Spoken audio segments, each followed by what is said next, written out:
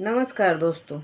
यह कहानी महाभारत के पात्र शांतनु और उनकी पत्नी सत्यवती की है। सत्यवती एक मछुआरन और पराशर ऋषि की पुत्री थी। उनके शरीर से पहले अजीब सी गंध आती थी मछलियों की।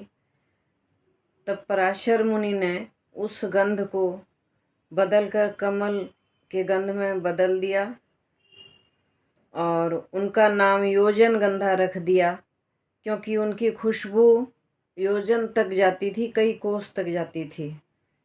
उस गंध की पहचान करते हुए शांतनु दूर तक गए तो उन्होंने सत्यवती को देखा, तो उन्हें सत्यवती से प्रेम हो गया और उनसे विवाह की इच्छा जताई। तो सत्यवती ने कहा कि मेरे पिता से आप मेरा हाथ मांग सकते हैं।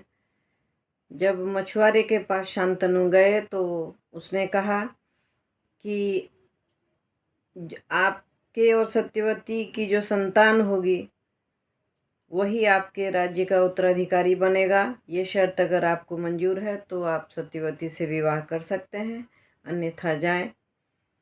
तब वह बहुत चिंतित हुए, क्योंकि उनका एक पुत्र पहले से था, गंगा का पुत्र, जो देवव्रत के नाम से था। तो वह बहुत सोचने लगे कि बड़े पुत्र के रहते दूसरे पुत्र का राजा बनना नामुमकिन है। उन्हें प्रेम वियोग भी हो रहा था और अपने पुत्र के भविष्य की चिंता भी। इससे उनके कामकाज में बाधा आने लगी। देवव्रत ने पूछा कि पिताजी, आपको क्या समस्या हो रही है? आपकी तबीयत खराब है क्या? क्या दुख है आपको? आप मुझे बताएं, शायद मैं आपकी कुछ मदद कर पाऊँ। उन्होंने टाल मटोल करने के बाद अंत में बता दिया। तब देवव्रत ने कहा कि इसमें कौन सी बड़ी बात है, आप मुझे सत्यवती के पिता से मिलवा दें, मैं बात करूँगा। सत्यवती के पिता से मिलने के बाद देवव्रत ने कहा कि मैं सिंहासन का त्याग करता हूँ और आजीवन ब्रह्मचर्य का पालन करूँगा, जिससे मेरी संतान नहीं होगी। तो सिंहासन की लड़ाई का कोई सवाल ही पैदा नहीं होगा। आप मेरे पिता से विवाह कर दें अपनी पुत्री का, और इनकी जो संतान होगी वही राजा बनेगा। उनकी इस प्रतिज्ञा के कारण ही उन्हें भीष्म नाम पड़ा।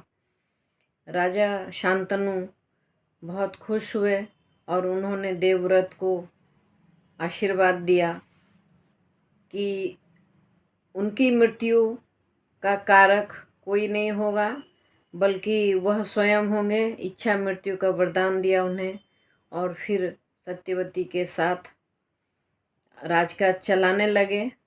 उनसे इनके 2 पुत्र हुए, चित्रांगद और विचित्रवीर्य। इसकी कहानी मैं फिर बाद में कहूँगी।